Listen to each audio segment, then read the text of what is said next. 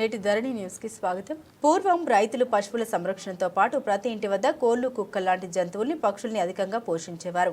రాను రాను కాలం మార్పిడి కారణంగా రైతు కుటుంబాల్లో పశువుల పెంపకం, సంరక్షణ రాను రాను అంతరించింది.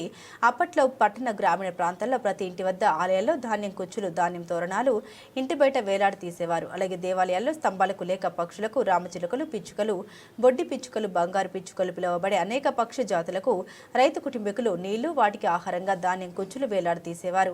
అలాగే మరికొన్ని ప్రాంతాల్లో సజ్జలు, గంట్లు, కొర్రలు ఇలాంటి చిరుధాన్యాల కంకెలు పక్షులకు ఆహారంగా ఆలయాల ఇళ్ల వద్ద పక్షులకు ఆహారంగా వేలాడ తీసేవారు. అది రాను రాను కనుమరుగయ్యింది. ఇప్పటి తరానికి అవేంటో అర్థం కాని పరిస్థితుల్లో ఇప్పుడు జనరేషన్ పిల్లలు ఉన్నారు. అక్కడక్కడ గ్రామీణ ప్రాంతాల్లో అరుదుగా కనిపించే ధాన్యం కుచ్చులు కాకినాడ జిల్లా గొంచాల గ్రామానికి చెందిన ఉమ్మడి ప్రసాద్ కాకినాడ నాగమల్లి చెట్టు సెంటర్లో పక్షులకు ధాన్యం కుచ్చులను అల్లిక చేయించి పక్షు ప్రేమికులకు విక్రయిస్తున్నాడు. వీక్షించండి నేటి ధరణి న్యూస్ కాకినాడ.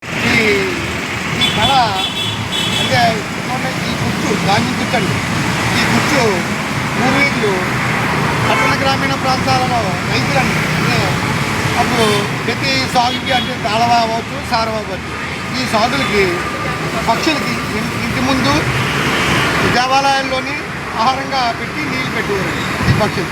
దీని కారణంగా ఈ దేవరాజులు అంటే పక్షులు తిని ఆవిడ జీవనోపాధి సాగించుకునేయండి. ఈ కళ ఈ అల్లిక అల్లిక ఈ అల్లిక గత పూర్వంలోని పెద్దలు అయ్యేవారు. ఈ అల్లిక ఇప్పుడు అది అంతరించిపోయిన కారణంగా ఈ అల్లికకు డిమాండ్ పెరిగింది. కానీ అన్నీ నాకు తెలవలేదు. కానీ ఈ సామర్లకోట మండలం గొంచాల గ్రామానికి చెందిన ఉమ్మడి కుటుంబ సభ్యుడు ఆయన ప్రసాద్ అని ఆయన తల్లికి ఇక్కడ అమ్ముతున్నాడు.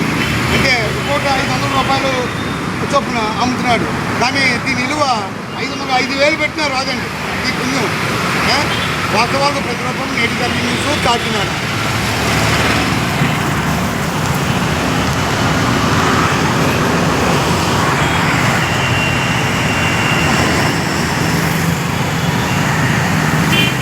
అందరూ కూడా పెడతారని అవగాహన ఉన్న వాళ్ళు తెలుసుకుంటారని అవగాహన పిల్లలు కూడా చెప్తూ